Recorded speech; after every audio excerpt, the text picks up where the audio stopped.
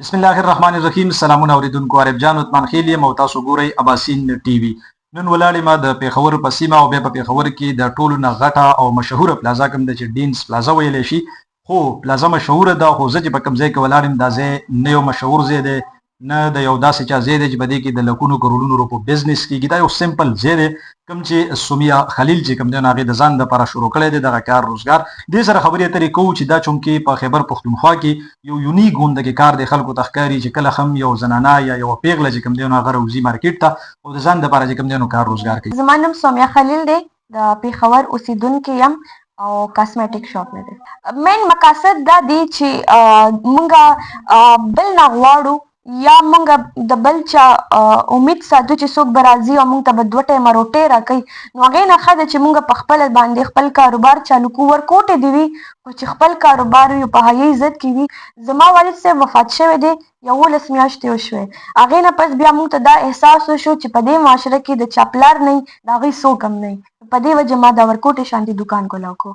هغوی ته دا ویل غواړم چې اول خپل ځان وګورئ چې تاسو په خپله باندې څه یئ. ما ته اکثر داسې کمنټ راځي که نه چې الله اوس به ته دوکان چلې او پهله د سوشل ورک کول و، اوس ته وګوره او جینۍ او مارکیټ کې به ناسته یو خلک به درپسې خبرې کوي. په خپل اکثر ملګرو کې هم دا ویلې کېږي چې ثمیہ ته خو اوس دوکان چلې او خلک به درپسې خبرې کوي. نو خلک چې ما پسې خبرې کوي خلک د اول خپل ځان صحیح کوي. بله خبره دا ده چې زموږ هغه خویندې که نه چې په دې وجه مارکیټ ته نه راځي که نه چې خلک به څه وایي. نو خلک خو مونږ یو بل پسې خبرې کوو. مونږ خالي دا وایو چې د پلانکې لور د وګوره سکول ته لاړه، خو زموږ د پښتو په معاشره کې دا بالکل نه کېږي چې دا ښځه ذات ده، دا روانه ده، دا خپل بزنس کوي، دا یو حیا عزت کې کینی یو دوکان چلی، هغه مونږ سپورټ کوو. خو مونږ صرف د غیرت په نوم همیشه ښځې وجلی کېږي.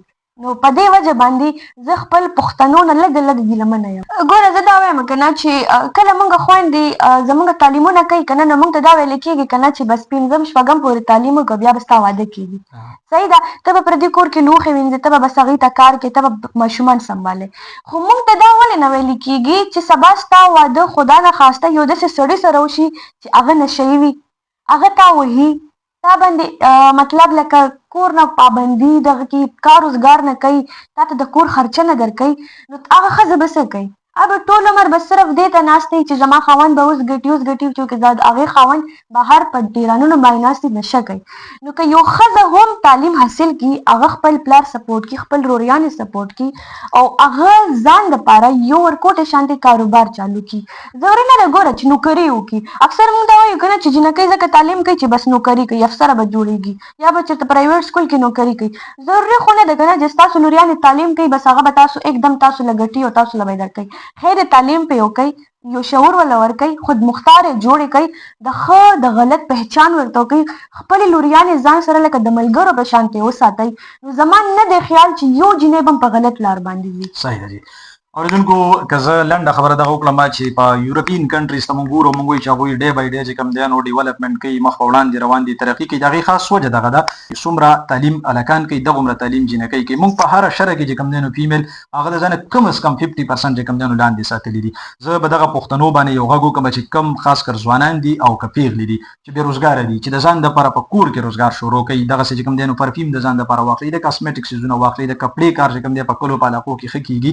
دغسې هلکان دي هغوی ته وایم چې فیمیل چې کوم دی پیغلې چې کومې دي نو هغه راوځي، هغه چې کوم دی د ځان دپاره کار روزګار کولی شي. نو ستاسو دا بهانه بالکل ختمه ده چې په خیبر پښتونخوا کې یا په پاکستان کې بېروزګاري ده او موږ د بېروزګارۍ نه چې کوم دی نو تنګ راغلي یو. نو که دغې ته هم لږ سوچ وکړو زما په خیال باندې هر څه چې کوم دی نو ټیک ټاک دي.